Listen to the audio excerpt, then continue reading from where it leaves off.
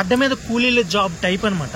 వాడికి అవసరమైతే తీసుకుంటాడు, అవసరం అయిపోయిన తర్వాత వదిలేస్తాడు. రీసెంట్గా మై సిస్టర్, ఆమె శాలరీ వచ్చేసి 2 lakhs per month వచ్చింది. రీసెంట్గా ఆమె 2 crores ఒక బిల్డింగ్ కూడా తీసుకున్నది. సడన్గా ఒక 10 days బ్యాక్ ఆమె యొక్క జాబ్ పోయింది. ఒకరి నుంచి ఒకరికి అది ఒక డిసీజ్ లాగా ఐటీ జాబ్స్ అనేవి ఇండియాలో వ్యాపించేశాయి. హాయ్ అన్న, మీ పేరు? నా పేరు Harikrishna brother. My qualification MS organic chemistry. Before I worked as a chemistry faculty. Now I'm focusing on acting in Telugu film industry. So present చూసుకుంటే ఐటీకి సంబంధించి లేఆఫ్స్ ఎక్కువ జరుగుతున్నాయి. యూత్ అందరు ఇంట్రెస్ట్ చూపించి ఐటీ సైడ్ లేఆఫ్స్ ఎక్కువ జరుగుతున్నాయి. సడన్ గా జాబ్ నుంచి తీసేస్తున్నారు అని చెప్పి రీసెంట్ గా టీసీఎస్ లో 12,000 జాబ్స్ కూడా తీసేశారు. సో దాని గురించి ఏం చెప్తారు, మీ అభిప్రాయం ఏంటి అసలు? ఇది చాలా పెద్ద ప్రాబ్లము. ఇది ఇండియాలో చాలా రాష్ట్రాల్లో ఈ ప్రాబ్లం నడుస్తుంది. అండ్ ఫారెన్కి వెళ్ళి ఐటీ జాబ్ వాళ్ళు కూడా ఇబ్బందులు పడుతున్నారు. ఈ ఇబ్బంది కలగడానికి కారణం ఏంటంటే మనిషి యొక్క ఆశ. బిఫోర్ కరోనా మనకి డిగ్రీ తర్వాత బీఈడీ చేసేవాళ్ళు, టీచర్స్ అయ్యేవాళ్ళు, నెక్స్ట్ బీటెక్ చేసేవాళ్ళు, ఐటీ జాబ్స్ ఫోకస్ చేసేవాళ్ళు. ఇప్పుడున్న ట్రెండ్లో ఎనీ డిగ్రీ, ఎనీ ఇంటర్మీడియట్ ఒక టెక్నికల్ కోర్స్ నేర్చుకొని డైరెక్ట్గా ఐటీలోకి వెళ్ళిపోతున్నారు. ఈ ఐటీలోకి వెళ్ళిపోవడం వల్ల వెళ్ళగానే ఆఫీసులు బాగుంటాయి, ఏసీలు ఉంటాయి.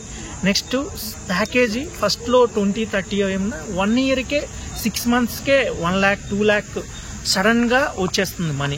ఈ మనీ వచ్చేయడం వల్ల ఏం తెలియక ఒక పెద్ద బంగ్లా తీసుకుంటున్నారు, ఈఎంఐ ప్రాసెస్లో కార్లు తీసుకుంటున్నారు.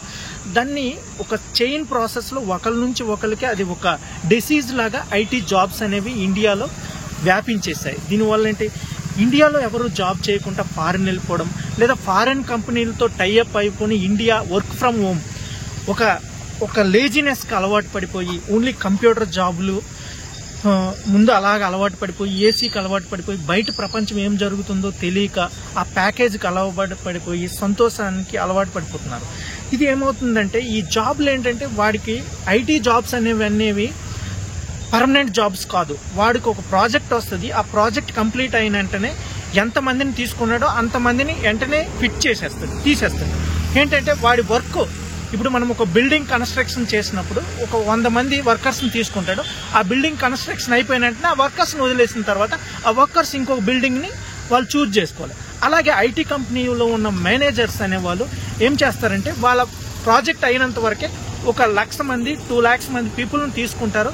వాడి అయిపోయిన తర్వాత, ఆ ప్రాజెక్ట్ అయిపోయిన తర్వాత వాళ్ళకు ఒక 1000 people మాత్రమే, 2 lakhs పీపుల్లోని 1000 people మాత్రమే వాళ్ళకి పర్మనెంట్ జాబ్లో అవసరం ఉంటుంది. రిమైనింగ్ ప్రోడక్ట్లో ఉండే వాళ్ళు వాళ్ళకి అవసరం లేదు. దానివల్ల ఏంటంటే వాళ్ళని సడన్గా తీసేస్తారు. ఈ సడన్గా తీసేలోగా ఈ జనాలు ఈ యొక్క లగ్జరీ లైఫ్కి అలవాటు పడిపోయి ఈ ఈఎంఐలు కట్టలేక సడన్గా లైఫ్ స్పాయిల్ అయిపోతుంది. రీసెంట్గా my sister, she has completed MCA చేసింది. 1 year అవుతుంది. తర్వాత ఆమె శాలరీ వచ్చేసి 2 lakhs per month వచ్చింది. రీసెంట్గా ఆమె 2 crores ఒక బిల్డింగ్ కూడా తీసుకున్నది. సడన్గా ఒక 10 days బ్యాక్ ఆమె యొక్క జాబ్ పోయింది. సో ఆమెకి ఏం చేయాలో అర్థం కాక సూసైడ్ అటెంప్ట్ చేసుకుందామన్న స్థితికి వెళ్ళిపోయింది. ఇప్పుడు ఏంటంటే మాట్లాడుతున్నారు, వాళ్ళ ఫ్యామిలీ వాళ్ళు ఆమెని కూల్ చేసి ఒక విధంగా తీసుకుంటున్నారు. ఇది చాలా ప్రాబ్లమ్స్. ఇంకా మా ఫ్రెండ్స్ చాలామంది ఐటీలోకి వెళ్ళి, ఇంకోటి ఐటీలోకి వెళ్ళి 1 year 2 yearsలో సంపాదించుకున్న డబ్బులతో హ్యాపీగా ఉంటాము. నార్మల్ లైఫ్ అంటే మనం యాక్చువల్గా ఏంటంటే ఫస్ట్ ఫార్మర్ జాబ్ ఉండే, ఫార్మర్ తర్వాత బిజినెసెస్ వచ్చాయి, బిజినెసెస్ తర్వాత టీచర్స్ వచ్చాయి, టీచర్స్ తర్వాత కానిస్టేబుల్, ఆర్మీ ఇలాంటి గవర్నమెంట్ జాబ్స్ ఉండేవి ఒక 10 years బ్యాక్ వరకు. రీసెంట్గా ఒక 10 years నుంచి ఈ గవర్నమెంట్ జాబ్స్ తీయడం కూడా ఆపేశారు. ఎందుకంటే పొలిటికల్స్ కూడా బర్డెన్ అయిపోతుంది, శాలరీ హైక్ ఎక్కువ అయిపోయింది. ఈవెన్ నార్మల్ గవర్నమెంట్ జాబ్ వాళ్ళకి కూడా 30-40 మినిమం శాలరీ 1 lakh అలా వెళ్ళిపోయింది. దీనివల్ల ఏంటంటే కాంపిటీషన్ కూడా గవర్నమెంట్లో కూడా ఎక్కువ అయిపోయింది. గవర్నమెంట్ జాబులు తీయడం కూడా తక్కువ అయిపోయింది. గవర్నమెంట్ కూడా అన్నిటిని కూడా ప్రైవేటీకరణ చేసేస్తుంది. హాస్పిటల్స్, ఇప్పుడు ఆంధ్రాలో తీసుకుంటే హాస్పిటల్ని కూడా ప్రైవేటీకరణ చేస్తున్నారు, కాలేజెస్ని ప్రైవేట్కి, స్కూల్స్ అన్ని గవర్నమెంట్ అనేది తగ్గిపోవడం వలన, ప్రైవేట్ పెరిగిపోవడం వలన ఈ ఐటీ జాబ్స్కి వీటికి వాల్యూ పెరిగిపోయింది. సడన్గా ఈ జాబులు పోయి దానివల్ల ఏంటంటే ల్యాక్ ఆఫ్ జాబ్స్ అయిపోయి చాలా డిస్టర్బెన్స్ ఉంది. పీపుల్. అంటే ఏం చెప్తారు అంటే ఇప్పుడు జాబ్స్ కూడా ఇప్పుడు అది డైలీ వేజ్ కాదు, అంటే కూలీలు కాదు, వాళ్ళకు సెక్యూరిటీ లేదు గవర్నమెంట్ తరపున, ఏం లేదు. వాళ్ళు సడన్ గా అట్లా తీసేస్తే, ఇప్పుడు మీరు అన్నారు ఒక బిల్డింగ్ నెల రోజులు కడతారు తర్వాత తీసేస్తారు అని. ఇలాంటి ఎంప్లాయీస్ పరిస్థితి మరీ కూలీలాగా అంత చదువుకొని అంత సడన్ గా తీసేయడానికి వాళ్ళకి ఏం లేదా, ఒక సెక్యూర్ అనేది లేదా, ఉండాలా వాళ్ళకి ఏమైనా సెక్యూరిటీ అనేది ఇది ఉండదు. ఎందుకంటే మనం చేసే క్వాలిఫికేషన్ బట్టి మనకు ఒక గవర్నమెంట్ జాబ్ లాగా వచ్చిందంటే దానికి సెక్యూరిటీ ఉంటుంది. ఇది క్వాలిఫికేషన్కి సంబంధం అనుకుంటా ఇది లైక్ అడ్డ మీద జాబ్ అనమాట, అడ్డ మీద కూలీల జాబ్ టైప్ అనమాట. వాడికి అవసరమైతే తీసుకుంటాడు, అవసరం అయిపోయిన తర్వాత వదిలేస్తాడు. అది మనం ముందే ఆలోచించుకోవాలి. ఓకే, మనం అడ్డ మీద పనికి వెళ్తున్నాం, ఈ రోజు ఎంత వస్తుంది కాబట్టి ఇది దాచుకుంటాం, ఇది మనం స్లోగా ఖర్చు పెట్టుకుని చచ్చే వరకు తింటాం అనుకుంటే they will be happy, they will be safe. Other than మనం లాంగ్ లైఫ్ కావాలి, లగ్జరీ లైఫ్ చచ్చిపోయే వరకు కావాలి, ఉన్న డబ్బులు వెంటనే ఖర్చు పెట్టామంటే they have to face the problem definitely. So we have to think whether we go or not. We have to save the money, how to save the money, how to spend the money. If you know all these things, we will be safe. Other than we have to get the problem. Yeah. అంటే ఇప్పుడు జీతాలు అంటే లక్షల్లో జీతాల కోసం వెళ్ళే యువతకి ఏం చెప్తారు? చాలా ఆశ ఉండడం మంచిదే. ఆ ఆశతో పాటు నిరాశ ఎప్పుడు వచ్చినా దాన్ని ఫేస్ చేసే మనస్తత్వం ఉండాలి. నెక్స్ట్ ఎటువంటి ప్రాబ్లం వచ్చినా నేను ఐ క్యాన్ స్టాండ్, నేను నిలబడగలనన్న కాన్ఫిడెంట్ ఉండాలి. ఫస్ట్ ఆఫ్ ఆల్ ఈ జాబ్ ఉన్నాయి పోయినా పర్లేదు, నేను వ్యవసాయం చేసుకుంటా, బిజినెస్ చేసుకుంటా, లేదా పానీపూరి అమ్ముకుంటా, లేకుంటే ఫ్రూట్స్ అమ్ముకుంటా, లేదంటే క్లాత్ బిజినెస్ చేసుకుంటా, లేదంటే ఇంకేదైనా స్టార్ట్ చేసుకుంటాననే నమ్మకం ఉంటే you can choose any job. ఒకవేళ ఆ నమ్మకం లేదనుకుంటే దానికి పనిష్మెంట్ అనుభవించవలసింది, దాన్ని ఎవడూ కాపాడలేడు. ఇప్పుడు ఏ అనేది అన్ని ఫీల్డ్లోకి వస్తుంది, మీ సినిమా ఫీల్డ్లోకి కూడా వస్తుంది, దానివల్ల ఎలాంటి ఇబ్బందులు పడాల్సి వస్తుంది? ఏ అనేది మన యొక్క నేచురాలిటీని కోల్పోతున్నాం, అది జనాలకు అర్థం లేదు. ఇప్పుడు for example super star Rajinikanth, super star Chiranjeevi గారు, వాళ్ళు యాక్టింగ్ చేయడం బట్టే మనం నచ్చాం. వాళ్ళని కూడా ఏలో తీసుకుంటే వాళ్ళ వాల్యూ పడిపోతుంది. ఆ స్టార్ వాల్యూలే పడిపోయినప్పుడు మనలాంటి నార్మల్ పీపుల్ యొక్క వాల్యూ ఈజీ పడిపోతుంది. ఏ అనేది ఒక మాయ, అదేంటంటే ఉన్నది లేనట్టుగా, లేనిది ఉన్నట్టుగా క్రియేటివిటీ.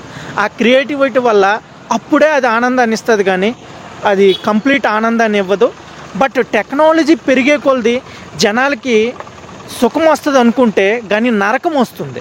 కానీ ఆ టెక్నాలజీ ఎంతవరకు అవసరమో అంతవరకే చూజ్ చేసుకొని మనిషి అనేవాడు కష్టపడాలి, ఫిజికల్ ఎక్సర్సైజ్ ఉండాలి, ఫిజికల్ వర్క్నెస్ ఉండాలి, మెంటల్ ఎబిలిటీ ఉండాలి. ఈ రెండింటిని ఎవడు బ్యాలెన్స్ చేస్తాడో వాళ్ళే ఈ సొసైటీలో హ్యాపీగా ఉండగలుగుతారు. ఇది మట్టుగా చాలా బాధాకర విషయం. ఇప్పుడున్న ట్రెండ్లో మనిషి యొక్క ఆశే వినాశనానికి దారితీస్తుంది. ఎందుకంటే ఒకప్పుడు 10,000, 15,000, 20,000 శాలరీ వచ్చినా మనుషులు అనేవాళ్ళు హ్యాపీగా బతికేవాళ్ళు. వాళ్ళ తిండి, బట్ట, గుడ్డ, ఒక చిన్న ఇల్లుతో సరిపెట్టుకునేవాళ్ళు. ఇప్పుడు యొక్క మనిషి యొక్క ఆశ పెరిగిపోయినది. కారు, బంగ్లాతో పాటు 10 బంగ్లాలు, దానికి వచ్చే రెంట్లు, దానితో పాటు లగ్జరీ లైఫ్, ఇక్కడ సంపాదించి ఫారెన్కి వెళ్ళి ఎంజాయ్ చేయడం, ఇలాంటివన్నీ మనిషి యొక్క వినాశనానికి దారితీస్తుంది.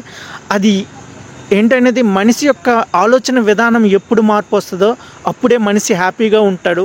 Understand is very important. అమ్మాయి అయినా అబ్బాయి అయినా, అది మేల్ ఫిమేల్లో ఆ అండర్స్టాండింగ్ లేనంత వరకు ఎన్ని కోట్లు వచ్చినా ఎన్ని లక్షలు వచ్చినా హ్యాపీగా ఉండలేరు. అంతే. ఫైనల్గా ఈ ఐటీ ఎంప్లాయీస్ కన్నా మిగతా ఫీల్డ్ అన్నిటికన్నా వ్యవసాయమే బెస్ట్ అని చెప్పి చాలా మంది చెప్తున్నారు. మీ ఒపీనియన్ ఏంటిదండి? వ్యవసాయం అనేది ఎప్పటికీ బెస్ట్. ఎందుకంటే మనం బతకాలంటే వ్యవసాయం, ఆ ఫుడ్ అవసరం. వ్యవసాయం చేస్తేనే ఫుడ్ వస్తుంది, ఫుడ్ ఉంటేనే మనిషి జీవన విధానం ఉంటుంది. సో వ్యవసాయం కూడా ఇప్పుడు టెక్నాలజీ వచ్చింది, వాటిని కూడా ఎంకరేజ్ చేసి వ్యవసాయాన్ని గవర్నమెంట్ తీసుకోవాలని ఒక ఊరికి ఇన్ని రైతుల్ని క్రియేట్ చేసి ఆ రైతుల ద్వారా వచ్చే పంటని బిజినెస్ పరంగా వచ్చి అది రాష్ట్రాలకి, అదర్ దేశాలకి వెళ్ళేటట్లు, ముడి సరుకుని ఉత్పత్తి చేసేటట్లు ఇలా చేస్తేనే ట్రెండ్ పెరుగుతుంది. ఆఫీసులు స్టార్ట్ చేయాలి. నాకు తెలిసి జగన్ ప్రభుత్వంలో ఇది స్టార్ట్ అయ్యింది. ఇప్పుడు మళ్ళా తెలుగుదేశం రావడం వల్ల అది ఆగిపోయింది. అలాగే జగన్ అనే కాదు, ప్రతి చంద్రబాబు నాయుడు కూడా దాన్ని ఎంకరేజ్ చేయాలి. వ్యవసాయాన్ని ఇక్కడ కేసీఆర్ గారు, రేవంత్ రెడ్డి గారు, ఎవ్రీ పొలిటీషియన్ కూడా వ్యవసాయాన్ని ఎంకరేజ్ చేస్తూ వ్యవసాయాన్ని గవర్నమెంటీకరణ చేయాలనేది, అది ఒక జాబ్స్ అందులో క్రియేట్ చేయాలని కోరుకుంటున్నాం. ఐటీకి గవర్నమెంట్ సపోర్ట్ ఉండాలా వద్దా? దాని గురించి ఐటీకి గవర్నమెంట్ సపోర్ట్ ఉండాలి, కానీ అది ఒక క్వాలిఫికేషన్ పరంగా, ఒక కోర్స్ పరంగా, ఒక పర్మనెంట్ సెక్యూరిటీ ఇచ్చే విధంగా ఉండాలి. శాలరీలు కూడా ఒక యావరేజ్ రూపంలో ఉండాలి. అది. Thank you everyone.